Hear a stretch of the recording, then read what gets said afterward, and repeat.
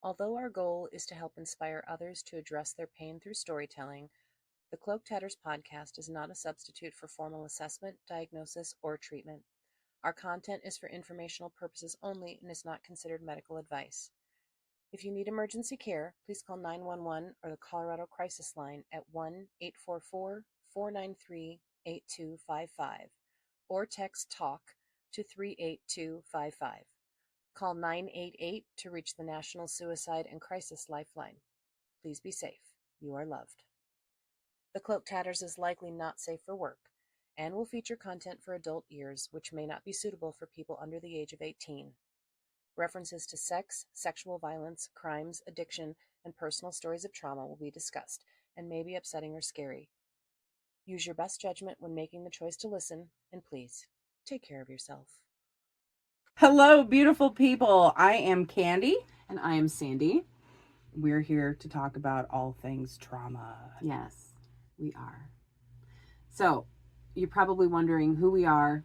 We already told you our names, but who we are, why we're doing this, and how we kind of came together to become the Cloaked Tatters. Candy, do you want to start us off with how you became interested in doing a podcast? I have found myself very passionate about the topic of trauma for quite a while in my own journey of healing. And last year, was it last year? Yes, last year I started moderating panels on transforming trauma into art at local conventions. I think I've done 5 so far. There's a lot. Yes. Many of them. I'm so excited about it. And my desire came from wanting to normalize trauma and how we respond to it and why we respond in those ways so that people don't feel alone. Right. We have a little bit of a shared interest there, except I'm a mental health clinician. I've been a behavioral health therapist for about 14 years. And I primarily treat PTSD and trauma-related disorders. And I have found through my practice that trauma, unfortunately, is far more common than we ever wanted to recognize or probably know about. I think that a majority of people have some sort of trauma. There's different types of trauma: medical trauma, interpersonal trauma, trauma from war, violence, things like that. And then there's sort of big T traumas and little T traumas. So what we're hoping to do through this podcast is kind of talk about all the different types of trauma. Excuse me, and figure out how do we make this better. I know for myself as a clinician in Colorado, there are people clamoring to get into therapy, and we have short resources here in the state. And every time I meet with someone new, generally it takes them 5 to 6 counselors to find somebody. They'll call people, they never get calls back. They reach out and it just kind of goes nowhere for them, which is extremely frustrating for folks. And we wanted to meet people sort of more at a global level to be able to identify first what trauma is, what you decide it is for you, and maybe how to better cope and get through it. Very eloquently stated. Yeah. Yes. Yeah. So in the convention, I think it was at Mile High Con last year here in Colorado, I was talking to a mutual friend of ours about, he wanted me to be on a panel at Colorado Festival of Horror. And I was talking to him and I said, oh, well, I've been doing these transforming trauma into art panels and I would love to do this at COFO. And he said, well, give me your contact information. I'm going to get you in touch with people, and told me about your workshop that you had. Do you want to talk about that for a second? Yeah, I did forget about that. I failed to mention, but we're just getting started here, so we're moving through it. I presented last year at Colorado Festival of Horror in 2023 a panel on trauma in horror. And it was probably, it was one of the most well-attended, and I was really shocked. We had about 12 seats at the table and 12 chairs, and we ended up with about 28 people, and 4 of those are my own people, so they came to support me, which was lovely. But during that workshop, I realized there's clearly a need. And I know for me, being a trauma survivor, as well as Candy, and we can talk about that in later sessions or later times, horror was one of the things that I identified really early on, probably about 6 to 7 years old, where I really started to align with characters, and I really was sort of interested in what made people tick, especially people who were causing other people harm. So I used the film Rosemary's Baby last year at the panel to sort of illustrate how women get gaslit. I know we both love that film. And it went really, really well. I wish I would have had way more time, and I wish I would have had a much bigger room. So we're hoping that for 2024, yes. We're hoping to do a giant, large panel that's expansive and joining many other voices to discuss the topic of trauma as it relates to pop culture and film, and how many of those situations in pop culture, and especially film, particularly horror movies, sci-fi fantasy over here, way horror over here, but we're going to make it all blend together, and it's going to be really awesome. A lot of those stories really tell the story of people who are suffering, and it's just an interesting context to use. And being a lifelong horror fan, I can see so many things in horror films that people use to sort of work through their demons and understand other people. And maybe the directors and the writers and the producers didn't intend for that, but I certainly see it. So it's fascinating. Maybe not consciously intend for that. Maybe not. But I know. Because I've been doing art for quite a while, and it wasn't until in retrospect that I realized I was working through my own shit. Yep. And so, I know. We ended up meeting via email first, and then decided, of course, we needed to go on a coffee date to feel each other out. And we met, and sparks flew. And it's perfect. Like, awesome match. We're vibrating at the same frequency. We're both passionate about this. We want people to understand it more. We've worked through this stuff together, or not together, but on our own. We've worked through our own shit. And of course, you being a professional adds extra flavor. Do you want to add anything to that? I really think the balance that we're going to try to strike here for you as an audience is to really bring the idea of what trauma means alive in ways that you might not have seen it before. But trauma is one of those interesting things that once you see it, it's really hard to unsee it. Yes. So we kind of get our ears perked and our brain involved, and we go, oh, well, that could have been really harmful. I remember I went to a trauma seminar at Fort Logan Mental Health Institute when I was just a grad student, 14, 15 years ago, 16 years ago maybe. And one of the things that was presented at this panel, and it was a workshop, I think it was like an all-day thing. It was really the message that the speaker said, and I cannot remember her name. She was a lovely woman, had really wonderful things to say, and I took pages and pages of notes during that seminar. And one of the things that she said was, people always ask, well, what's wrong with you? And that's really the wrong question when it comes to trauma. We need to be asking, what happened to you? What happened to me is an individual question for each person, but when we start to really dig down and drill into that, it makes a whole lot of sense why we do the things we do when we've been a survivor of any kind of trauma. And sort of digging into that is like gold. Oh, I like that. Yeah. It is, though. Because then you can take that gold and you can make shit out of it. Yeah. And once you learn, my big thing, going off of what you were just saying, is I felt this I'm always asking why. I don't know if I got in trouble for it as a kid, as a lot of kids do. But I'm like, why? Why is this happening? Why is that person doing that?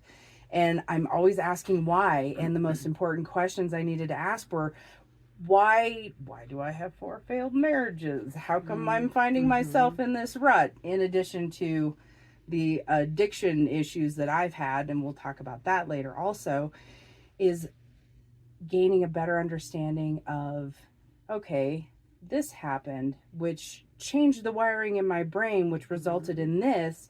And then along the way, it became my truth, and I started behaving accordingly and keeping myself, we were talking about bubbles earlier, keeping myself in this little bubble of how I thought, and not all of it was even conscious, how I thought I was supposed to act and behave, and just, it kept me in this cycle.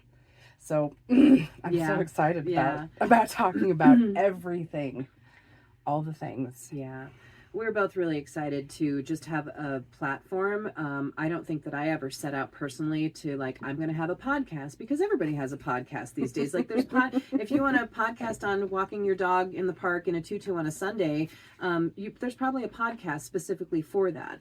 And I've watched a lot of trauma podcasts and videos rather, and then video podcasts and audio podcasts.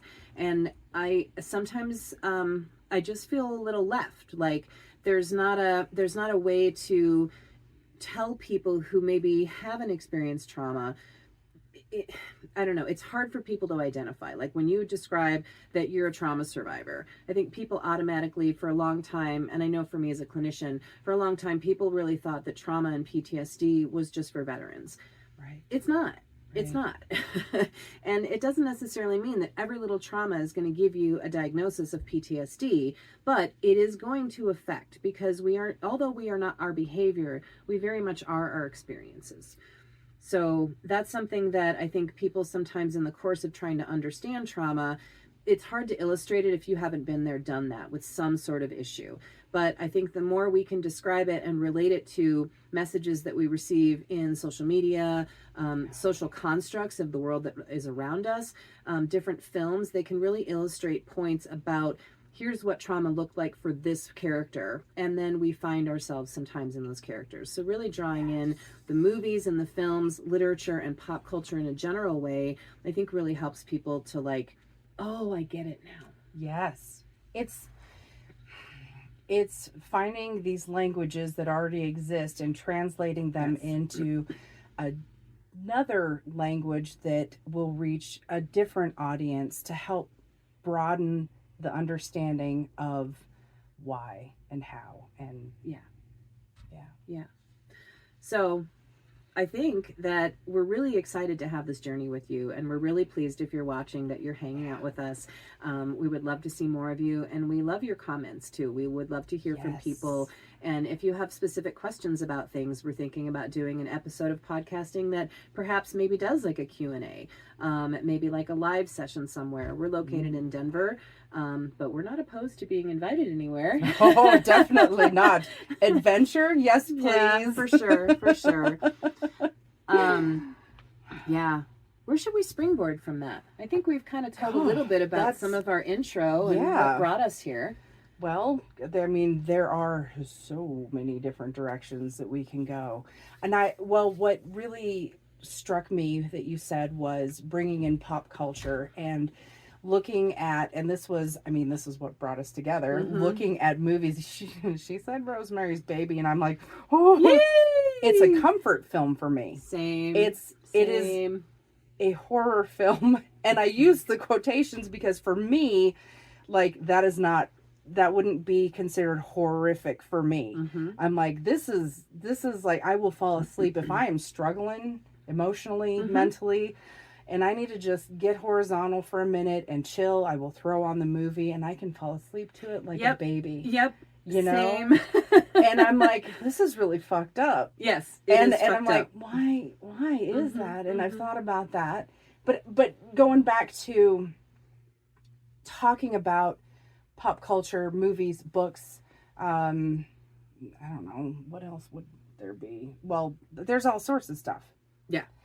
Talking about those things can help others. I like that, like personally myself with my artwork and my writing.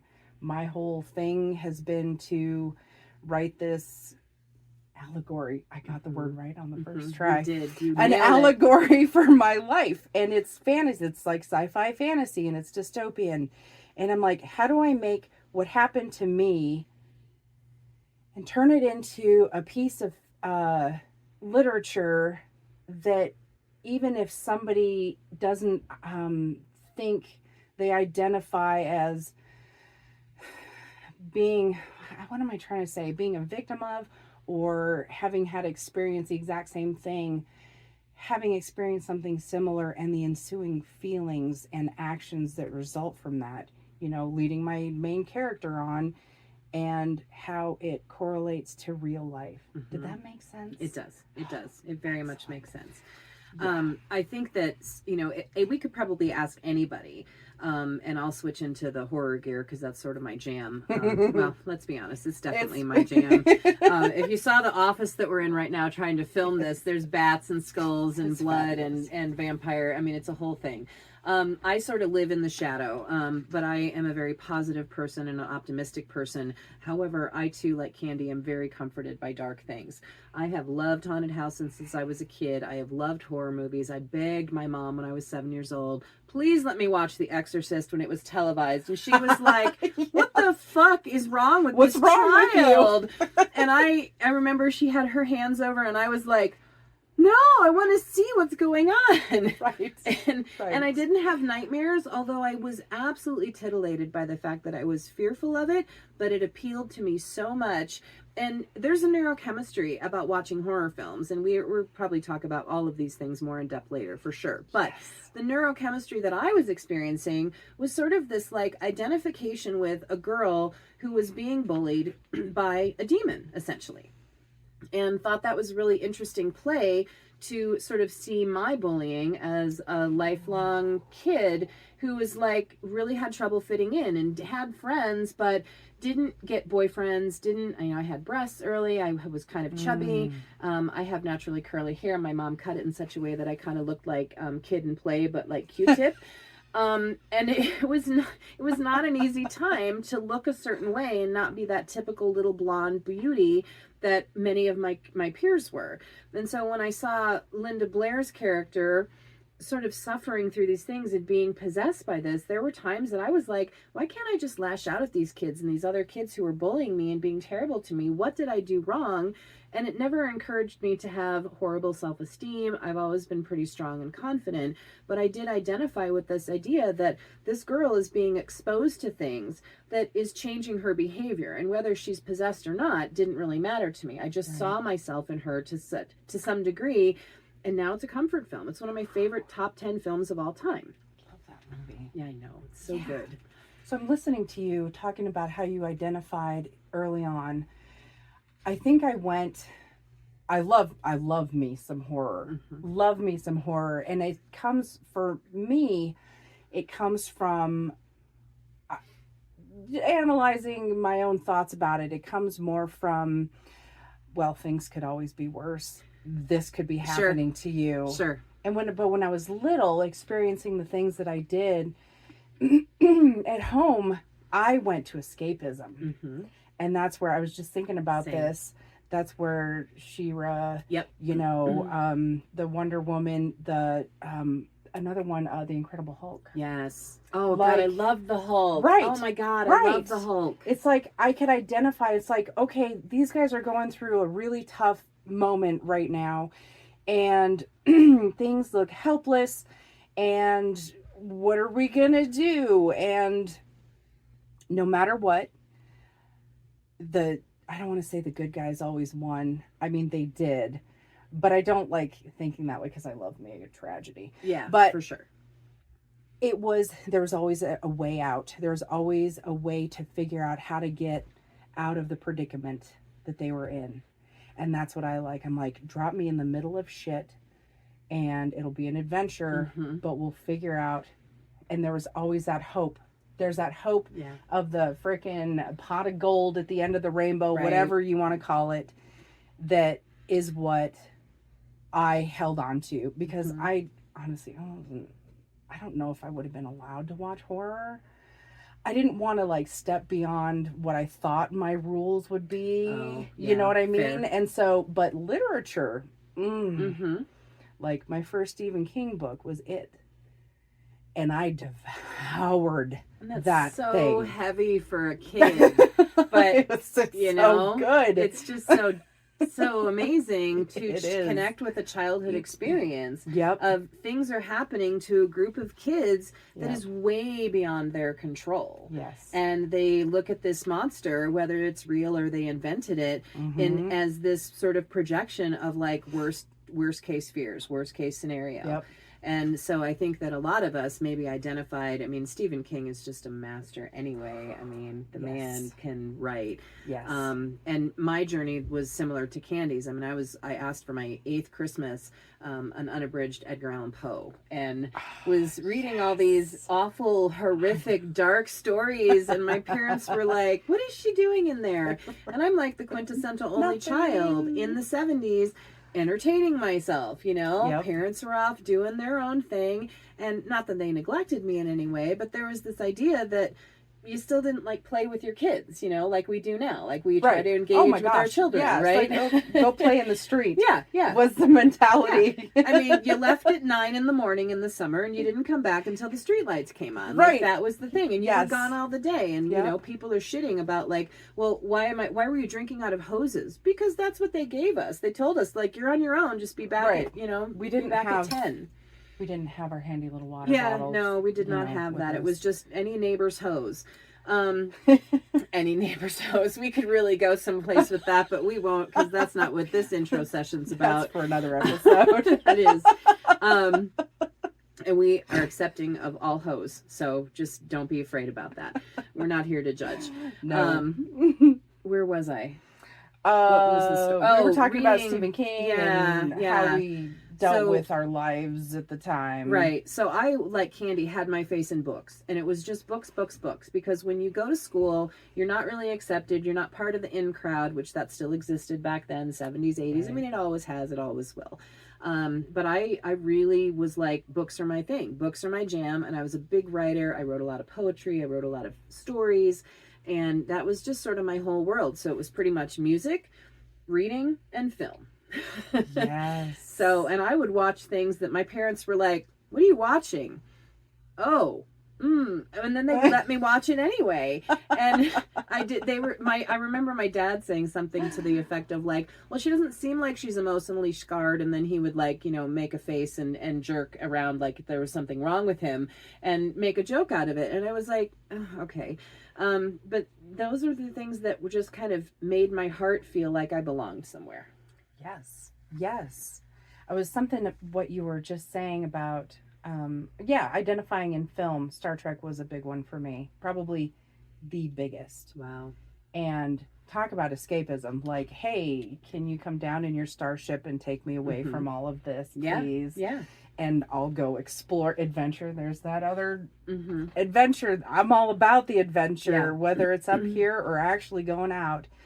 And the nice thing was every episode they're dropping you in this situation and things are dire, but then they figure out how to get out of it. Yeah. And it brought that hope to the forefront that no matter what's going on, either in horror, it could be worse, or because horror doesn't usually end with happy. No, not a lot of times. It's usually a really fucked up ending that leaves many people sitting there going, no, that's terrible. Exactly. Well, it's meant to be. It's meant to challenge your sort of context of like, okay, how do we get through stuff like this? Well, sometimes people don't. And that's an unfortunate, crappy reality of life, is that sometimes we can't always work through the things that harm us, and bad things happen to people. And that's just part of life. And as a clinician that specializes in PTSD treatment, some people, there's just a register of, we're only, depending on what happened and the person's distress tolerance, because everyone handles,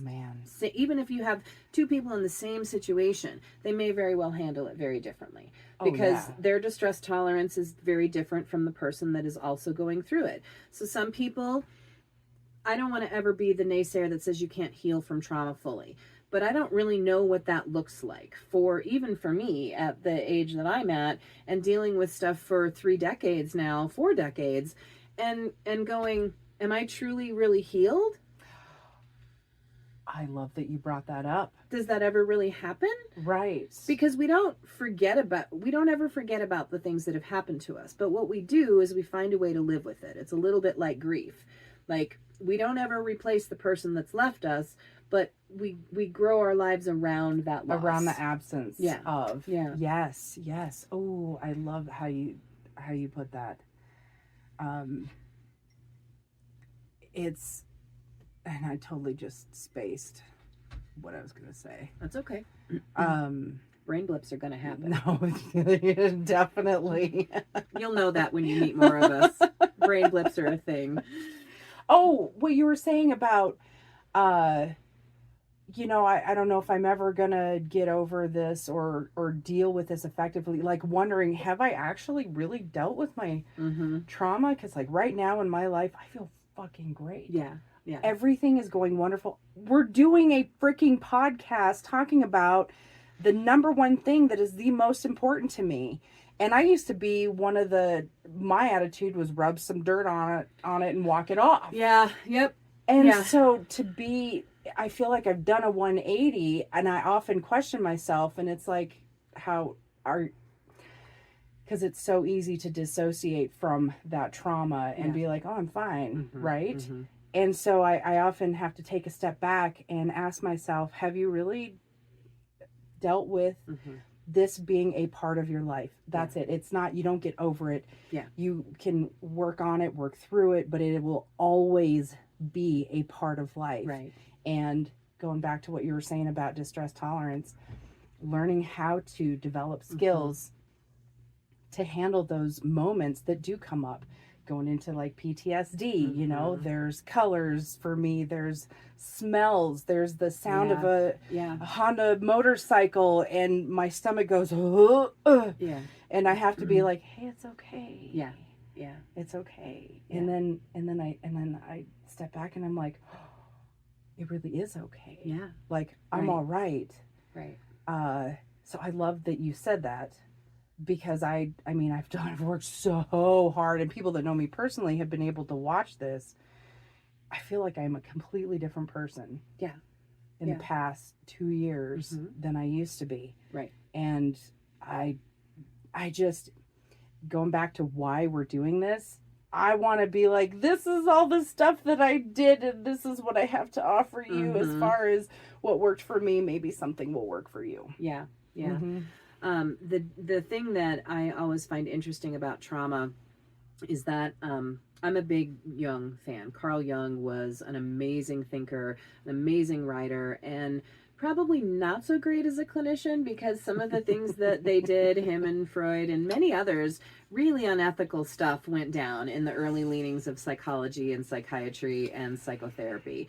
Not all of it was bad, but I actually bought a book, and we're going to do a podcast about this, just an episode that really talks about where psychiatry and psychology and the study of the human mind comes from and our early leanings into.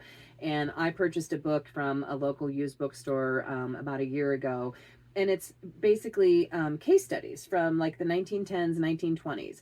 And the classism and the sexism and the misogyny and the bigotry and just the judgment laid in pages. And I have a good clinician friend of mine who we read it one night and we were like, oh my God, this is a fucking disaster. Like if we treated people in the clinical community like that now, we would lose our license. We would have complaints through DORA. We would have all these different things going on because we just didn't know what we didn't know. Right.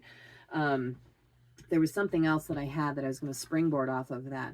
Oh, back to Carl Jung. So he influenced a lot of my work. And his main thing about trauma is that anything that happens to us that we don't integrate or that happens that we don't understand and we try to take it, I usually give my clients this analogy. You have all this gunk in you and it came from somewhere, and then you take the gunk and you put it in a box. And it's like slime, right? So it's this consistency that's like gooey and sticky and it adheres to things and it's messy and yucky. We try to take that, we try to put it in a nice little cardboard box and put some tape on it. And then we put it in the attic. We put it in a closet behind the shelf, on the shelf behind the closet door. And then we're like surprised when it starts to leak the fuck out. And we can't be surprised by it. But many people so much are, because we have not told people it's okay to talk about your wounds. Yep. Largely in society, we suffer from this repression, and there's oppression too, whole different thing. But this repression of what happened to us, and the shame around, and the guilt around having bad things happen to you that were not your fault. Like when the Me Too movement happened, like women, billions of women everywhere were like, Right. oh, well, me too. And I was sitting back going, no shit, me too. But it didn't not affect me. It affected me in a big way, because it let me know this is so much more than just me, or just these people, or just my caseload. It's everyone. It's a systemic. It's systemic issue. And it's embedded into our culture. And we need to work to change that. Yes. Yeah, absolutely. But Jung always talked about wholeness really means not so much that you're going to ignore the bad things that have happened to you, but that you can integrate them. Yes. So when we integrate pain and we integrate negative experiences that have shaped who we've become and how we cope with people, how we show up in relationship, all of those things, we really can come to terms with, okay, these things happened to me and this was part of my experience who made me what I am, but it's not going to define the totality of who I am. Yes. Ooh, not being defined by what happened. Right. Oh my goodness. I used to live, I'm like, well, I'm this way because this happens, and that's just how it is. And you're going to have to deal with all of me. Oh, yeah. Man. Yeah. Oh, gosh. I might have more amends to do. Keep that list moving. As we talk over all these things. I mean, our list of what we're going to discuss on this podcast is ever expanding. And I'm excited to see what suggestions you all come up with that we haven't thought of. I mean, there's so much. Yeah. There's so much. And I'm really looking forward to sharing all of it. Yeah. I mean, I essentially have like a backlog of things that have just pissed me off about society, about the world, about human behavior. And that list has been growing for 14 years. And so this is sort of an outlet and a vehicle to be able to say, hey, look, I see you, I see your experience, but it doesn't define you. And let's just bring it out into the light, because anytime, I mean, what's the saying, the best disinfectant is light, right? Oh, yes. So we bring those things out from the shadow, and that's the shadow work. And if you look on my bookshelf here, there's tons of books on shadow work and sort of playing with that. And many, many people, I mean, I'll just use a really quick example. I know a few people who have been through really, really awful childhood traumas, and so much so that it is just kind of fractured and split them. Right. And the more that these people get that attention and the love and the care and the acceptance and the validation, the less fracture there is. Yes. And that kind of goes into, I was just thinking about internal family systems and me. The parts work. All the parts. I'm so excited about parts work. I know. Everybody should be excited about parts work. Because I had such a huge lack of information and understanding of what exactly happened every time. Like, personally, just I experienced trauma, and my biggest fear was I don't want to develop multiple personality disorder or dissociative identity disorder. Actually, it's even called something else now. Yeah. And I'm like, I'm fine, but as I've been working on myself, I've realized there are different parts of myself that develop to deal with all these different things. And I would call it fractured even before I even knew what that was, because it's fitting. That's right. You know?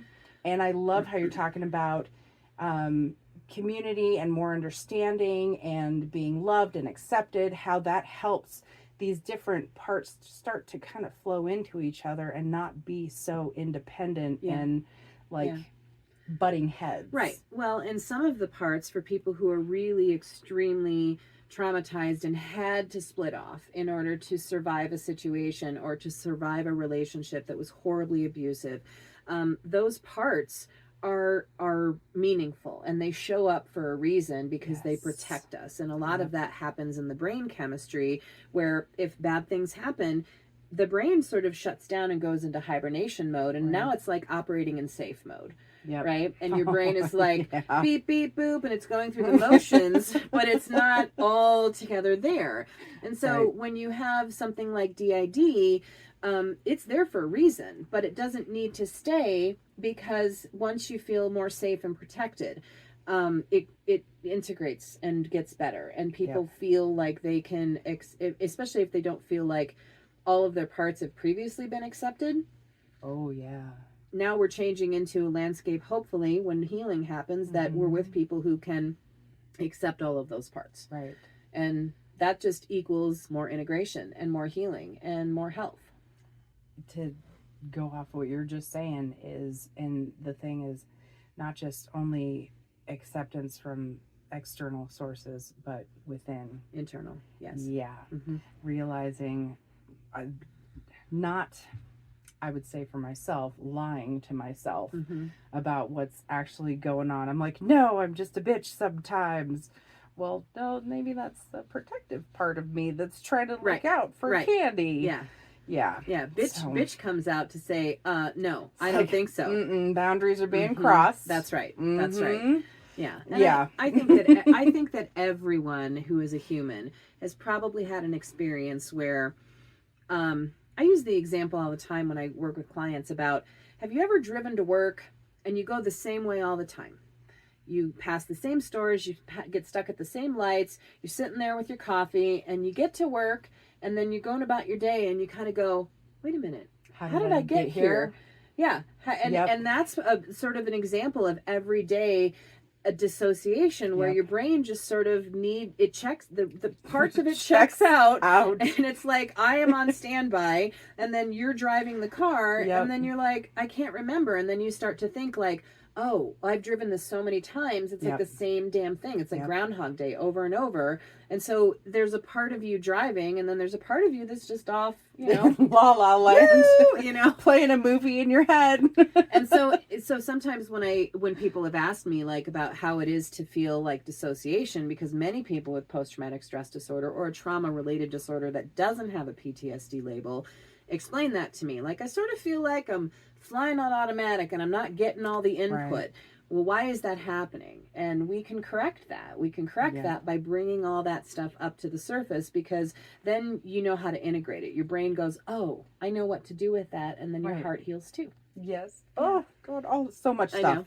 So much stuff. We've actually covered a ton of things that we're going to talk about. And I'm freaking thrilled to be here. We're so excited. Yeah. And we're probably going to do a lot more ad-libbing.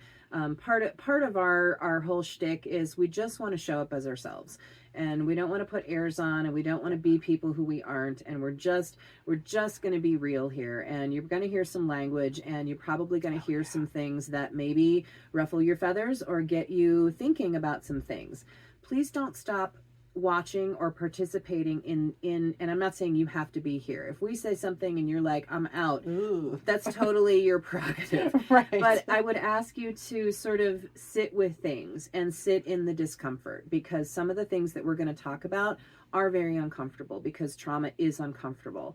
And when it affects a society like we've seen, I mean, I could go on in the pandemic. I saw shit in the pandemic when it was active that I could not believe. And I don't know if some of y'all watching are guilty of some of those things, but like, we don't throw soup on people.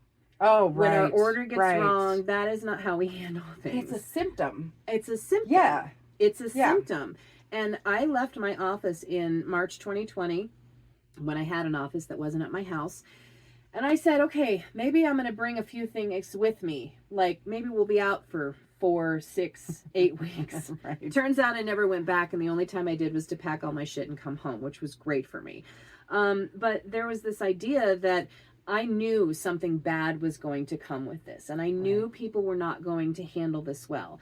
And as soon as we got a couple weeks into it, about the 3rd week in March, I sat to myself and I was like, holy shit, people are not going to handle this well. They want what they want. They want to be able to go and live their lives unencumbered. They don't want barriers. And we're going to really see how little distress tolerance many people have.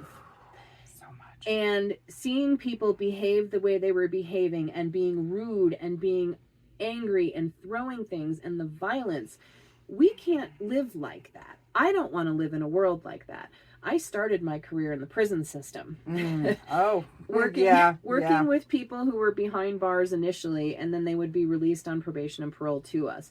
And that experiment in seeing why people do what they do, and also learning these people are not their behavior, but the behaviors mean something. Right. They are a symptom of a much deeper problem.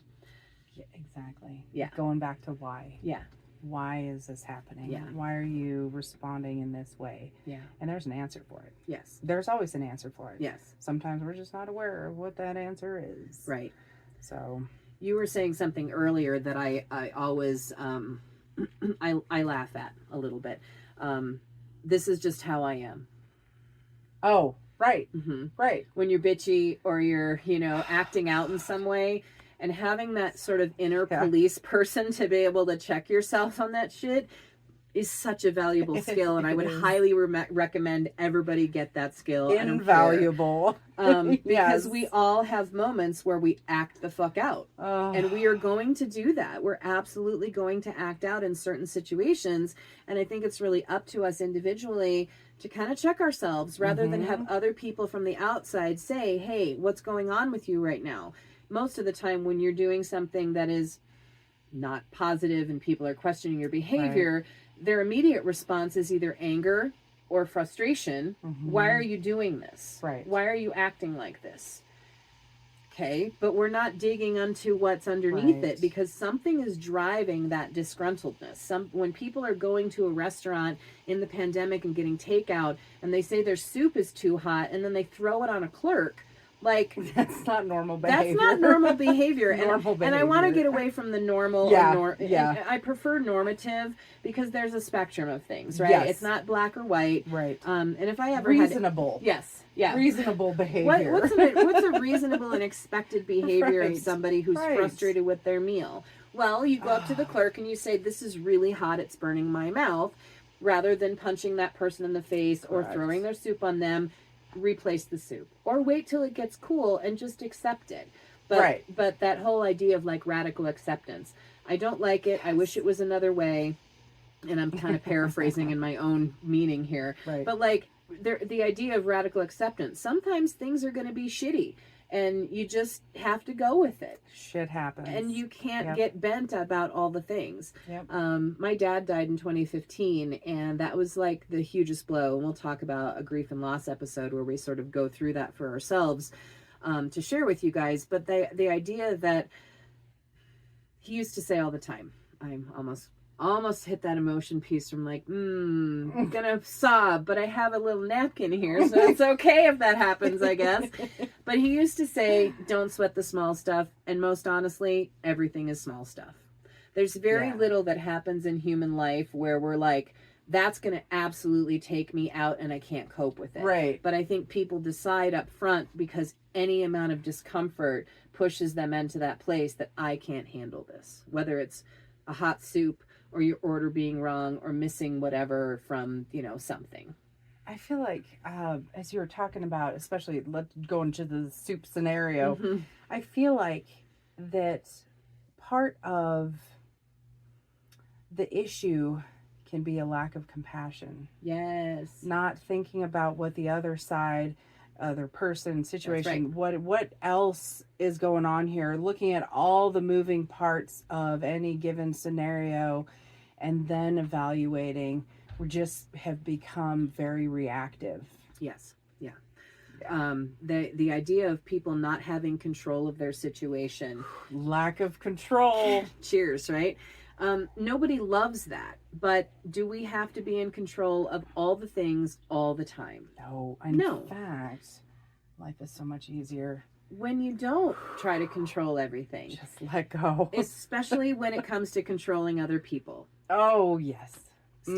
Stop it. Yep. It's not worth it. It's not going to fix it. Right. And you can't make people change unless they want to change. If I've learned one thing from counseling, people will change when they're fucking good and ready to do it. Exactly. But we can change how we react. That's right. to somebody's behavior. That's right. And that makes all the difference in the world. Absolutely. And coming back with somebody who's like yelling in your face right here and saying, and being compassionate, being able to pause, halt, hungry, angry, lonely, tired, just pause for a second.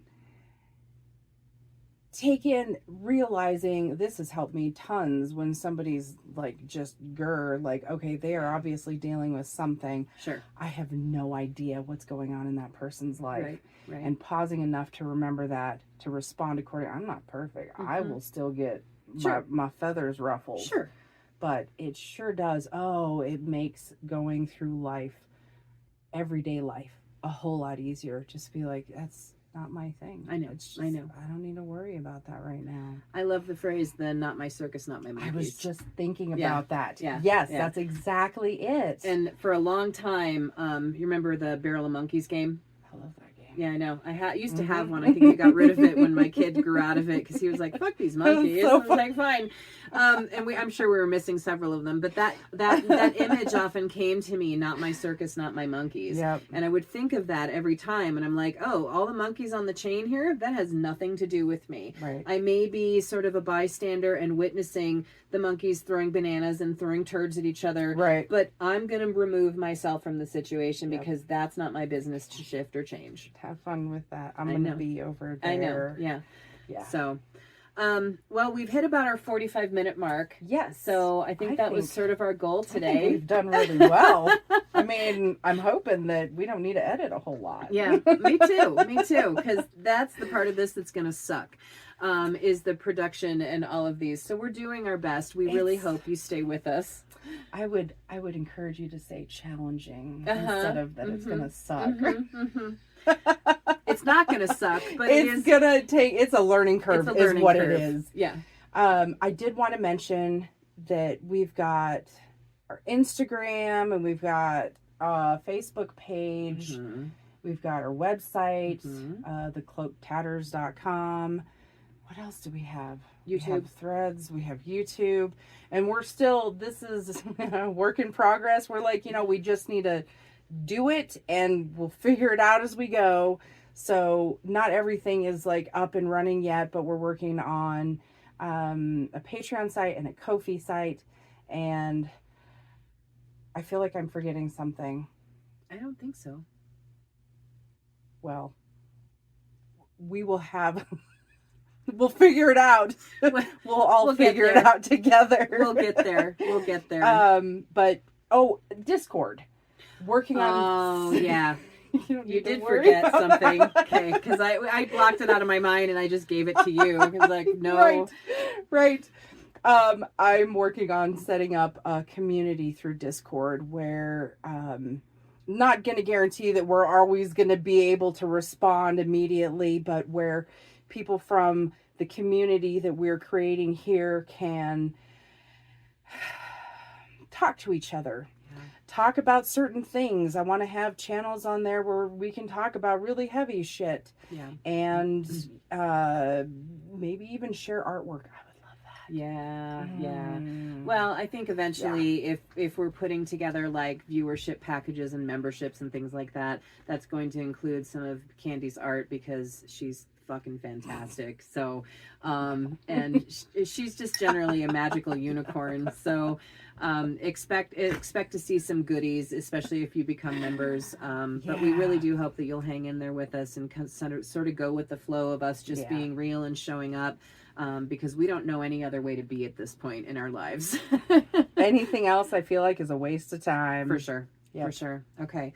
Well, we were really glad to have you join us today. Thank you. Meet us up at thecloaktatters.com, and that's CLOAKEDTATTERS.com.